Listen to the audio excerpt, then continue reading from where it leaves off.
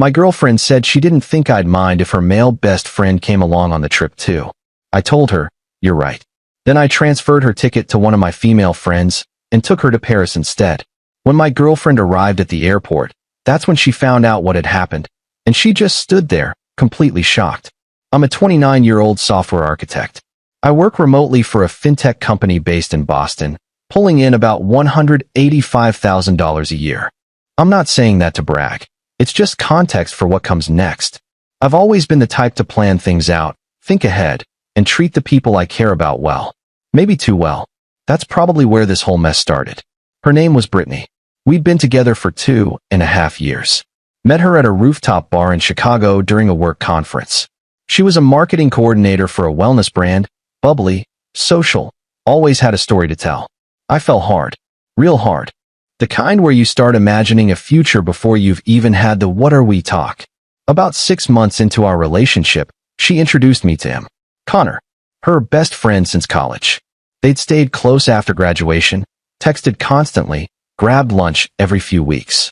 I didn't think much of it at first. I'm not the jealous type. I believe people can have platonic friendships. I really do.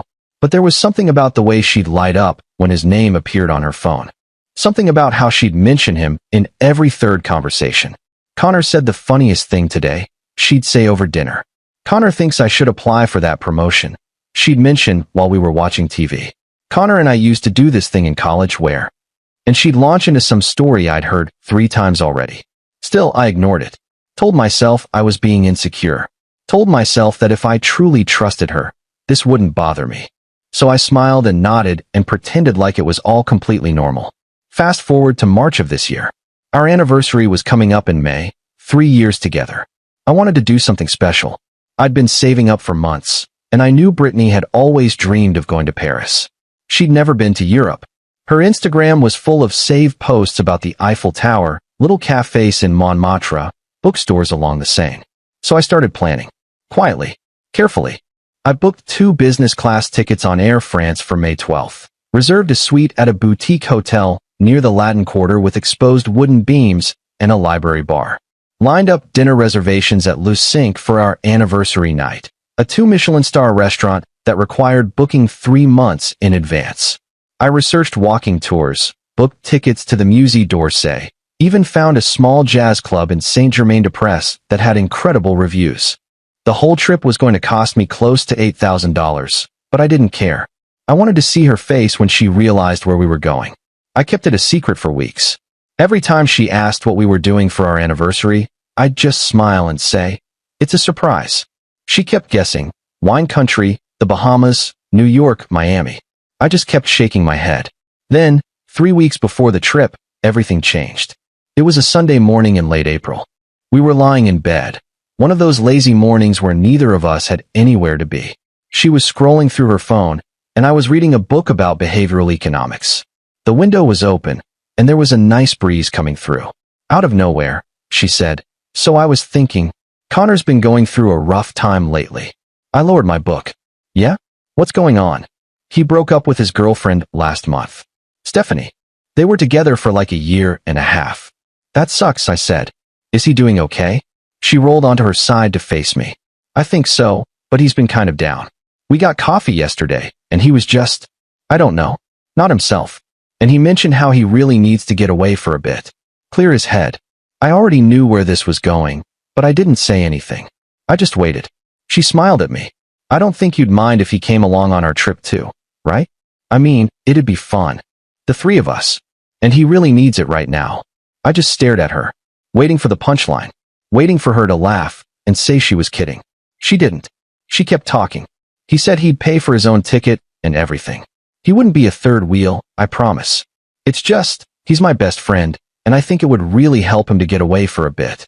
Plus, you guys would get along great if you spent more time together. You want to bring Connor on our anniversary trip?" I interrupted. She blinked. "Well, yeah. I mean, it's not just about the anniversary, right? It's about having fun and relaxing. And Connor's like family to me. He's been there for me through everything." I felt something shift in my chest. Not anger yet. Not even hurt. Just clarity. "You're right," I said, my voice completely calm. She sat up a little, surprised. "Really? Yeah. I don't mind at all. Her whole face lit up. Oh my God, thank you. I knew you'd understand. This is exactly why I love you. You're so easygoing and secure. You're not like other guys who would get all weird and jealous about this. She leaned over and kissed me on the cheek. You're literally the best. She immediately grabbed her phone and started texting Connor. I could see her thumbs flying across the screen. He's so excited, she said, laughing. He says thank you for being so cool about this. I got up and went to the kitchen. Made coffee. Stood there watching the machine drip while I listened to her in the other room. Still texting, still laughing. And that's when I decided. I wasn't going to argue. Wasn't going to beg her to see how completely insane this was. I was just going to act. Update 1 that same afternoon. While Brittany was at yoga, I called the airline.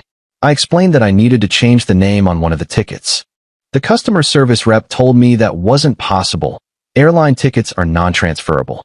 But she said I could cancel and rebook if I was willing to pay the cancellation fee. It was going to cost me about $600 total. I didn't hesitate. Do it. She processed the cancellation. Brittany's ticket was gone. Then I called my friend Alexa. Alexa and I had been friends since college. She's a graphic designer, works freelance, hilarious, sharp as hell. We'd stayed close over the years, totally platonic. She'd met Brittany a handful of times at group hangouts. She was always polite, but never overly warm. Hey, I said when she picked up. Random question. Are you free the first week of May? I think so. What? How would you feel about going to Paris? There was a long pause. I'm sorry, what? Paris. France. First week of May. I have an extra ticket. Business class. 5-star hotel. Are you in? Are you serious right now? Dead serious. What about Brittany? Long story. I'll explain later. Are you in or not? She laughed. I mean, yeah, obviously. But what the hell is going on? I'll tell you everything. Just say yes. Okay. Yes. Absolutely yes. I booked her ticket that night. For the next 3 weeks, I acted completely normal around Brittany. She kept showing me things Connor had sent her, screenshots of restaurants he wanted to try, photos of neighborhoods he thought looked cool. Connor thinks we should skip the Louvre because it's too touristy, she said one night. I said. She even suggested we get an Airbnb instead of a hotel so we'd have more space to hang out. She had no idea I'd already rearranged everything. The night before the flight, I packed my bag like usual. Brittany was buzzing around the apartment, talking nonstop. Connor had texted her that he was so pumped. She asked if I was excited. Yeah, I said. I'm really excited. The morning of the flight, I got up at 5:30. Brittany was still asleep. I kissed her on the forehead and whispered, I'll meet you at the airport. She mumbled something and rolled over. I grabbed my suitcase and left. I picked up Alexa at 7 o'clock. She was standing outside her apartment with a roller bag and a huge grin. I still can't believe this is happening, she said as she got in the car. We got to O'Hare around 8:30. Our flight was at 11 o'clock. We checked in, grabbed coffee, and found a quiet spot near our gate. That's when I told her everything. Alexa's jaw dropped. She wanted to bring her male best friend on your anniversary trip? The trip you planned and paid for? Yep. And she thought you'd just be cool with it. Apparently, I'm easygoing and secure. Alexa shook her head. That's insane. Tell me about it. So what does she think is happening right now? I checked my watch. She's probably getting to the airport. She and Connor were supposed to meet at Terminal 3 at 9 o'clock. Their flight is at 11:15. And she has no idea her ticket doesn't exist. Nope. Alexa raised her coffee cup. I don't know what kind of drama I just walked into, but thank you for bringing me. We boarded around 10:30. The flight attendant came by with champagne. Right as the cabin doors closed, my phone started blowing up. 17 texts from Brittany. 4 missed calls. 3 voicemails. Hey, where are you? I'm at the airport. Where are you? The ticket isn't working. They're saying I'm not in the system? What's going on? This isn't funny. Where are you? Are you serious right now? Call me. I turned the phone off completely and put it in my bag. The plane took off. Update 2 Paris was perfect. Alexa and I landed at Charles de Gaulle around 1 a.m. local time. Took a cab to the hotel, checked in, collapsed into our rooms. The next morning, we met in the lobby around 9 o'clock. We walked to a cafe nearby and had croissants and coffee. The weather was perfect, cool and sunny. Alexa kept looking at me like she was waiting for me to crack. Finally, over lunch on the second day, she said, Okay, how are you actually feeling about all this? I thought about it. Honestly, I feel free. No regrets. None. Not even a little bit. Alexa, she wanted to bring another guy on our anniversary trip. What's there to regret? She nodded. I knew something was off with her. Every time we all hung out, she barely talked to you. She was always on her phone. And the way she talked about Connor, it was so obvious. I figured you knew and just didn't care. I think I was in denial, I admitted. You weren't being insecure. You were being disrespected.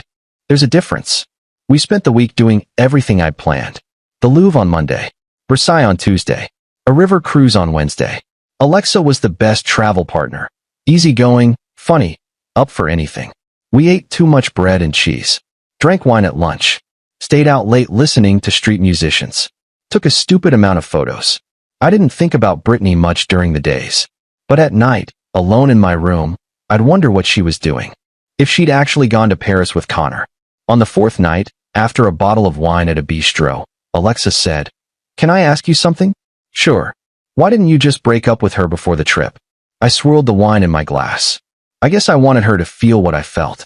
To understand what it's like when someone you care about chooses someone else over you. And do you think she gets it now? I don't know. Maybe. She squeezed my hand. For what it's worth, I think you did the right thing. By the time we flew back, I'd gotten over 200 messages from Brittany. I skimmed a few on the flight home. They ranged from confused to furious to apologetic.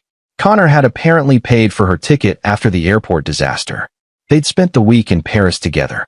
She sent photos. The two of them at the Eiffel Tower. Drinking wine. Smiling. The last text she sent said, "We need to talk. I'll be at the apartment tomorrow." Update 3: I got back to Chicago on Tuesday afternoon. Took an Uber home. The apartment looked the same. Brittany's stuff everywhere. She showed up an hour later. She looked tired. Hair in a messy bun. Eyes red. "Hey," she said. "Hey." She crossed her arms. "So are you going to explain what the hell that was?" "I think it's pretty self-explanatory." Her jaw clenched. "You canceled my ticket. You took Alexa to Paris. On our anniversary trip. You wanted to bring Connor.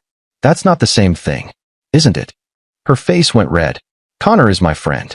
Alexa is, what? Your backup girlfriend. Alexa's my friend. Same as Connor's yours. Right." She didn't answer. I stood up. "You really don't see it, do you?" "See what?" "How disrespectful that was. Asking me if your guy friend could come on a trip I planned for us. For our anniversary. A trip I spent thousands of dollars on. I didn't think it was a big deal." "That's the problem, Brittany. You didn't think. You didn't think about how I'd feel. You just thought about what you wanted. What Connor wanted." Her eyes started to water. "I didn't mean it like that." "Then how did you mean it?" She sat down on the couch, head in her hands. "Connor's been going through a lot. I just wanted to help him. I thought it would be fine. Because I'm always fine with everything, right? Because I'm the easygoing boyfriend who never complains." She looked up at me, tears streaming. "That's not fair." "No.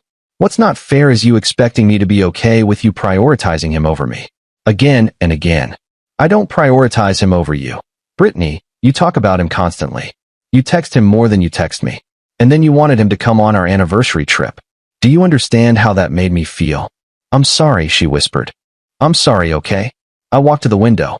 "Did you sleep with him?" Silence. I turned around. "No," she said. "Are you in love with him?" "No. It's not like that." "Then what is it like?" She wiped her eyes. "He's my best friend. That's all. We have history. It doesn't matter what it means. What matters is how it made me feel. And you never cared enough to ask." She stood up. "So you're just going to throw away 2.5 years?" It wasn't one mistake. It was a pattern. This was just the moment I finally saw it clearly. "So you humiliated me at the airport?" "I didn't humiliate you. I just stopped accommodating behavior that was hurting me." She shook her head. "I can't believe you did this." I grabbed my jacket. "I'm staying at a hotel tonight. We can figure out the apartment stuff later. But I'm done." "Wait." She stepped toward me. I stepped back. "Don't. You're really breaking up with me? You did that yourself when you asked Connor to come to Paris." I walked past her. She called my name once, but I didn't turn around. I left. Final update: it's been 4 months since Paris. I moved out at the end of May. Found a new place in Logan Square. A 1-bedroom with exposed brick and big windows. It feels like mine in a way the old apartment never did. Brittany kept the old place. We split everything over text.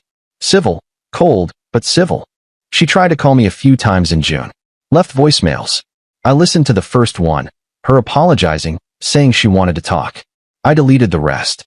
Eventually, she stopped. I heard through mutual friends that she and Connor started dating in July. Someone saw them at a rooftop bar, holding hands. I wasn't surprised. Alexa and I are still close. We've gotten together for dinner a few times. She's seeing someone now, a guy she met at a conference. He seems good for her. She seems really happy. As for me, I'm doing okay. Better than okay. I've been traveling more. Austin in August, Portland in September. Started picking up hobbies I'd let slide. Got back into guitar, joined a soccer league, started reading more. I started seeing someone new in October. Her name is Lily. She's a veterinarian. We met at a Halloween party. It's nothing serious yet, but it feels different. Lighter. Easier. She doesn't have a Connor. And I don't spend my time wondering where I stand. I don't regret what I did. Not for a second. I spent years being understanding. Being patient. Being the easygoing boyfriend. Letting things slide. But at a certain point, understanding turns into being a doormat. And patience turns into allowing yourself to be disrespected. I wasn't going to let that be my story. Sometimes people don't realize what they have until it's gone. And sometimes, by the time they realize it, you've already moved on. That's where I'm at now. Moved on. No bitterness. No lingering what-ifs. Just a guy who took himself to Paris and realized that sometimes the most loving thing you can do is walk away. Edit 1. A few people asked if I ever talked to Connor. I didn't. Never saw the point. He wasn't the problem. Brittany was. Edit 2. For those asking about Alexa. No, we're not together. We're genuinely just friends. And honestly, I'm glad we didn't complicate it. Edit 3. Brittany did apologize about a month after the breakup. Sent me a long text saying she understood why I did what I did. I appreciated it. But by then, I'd already moved on.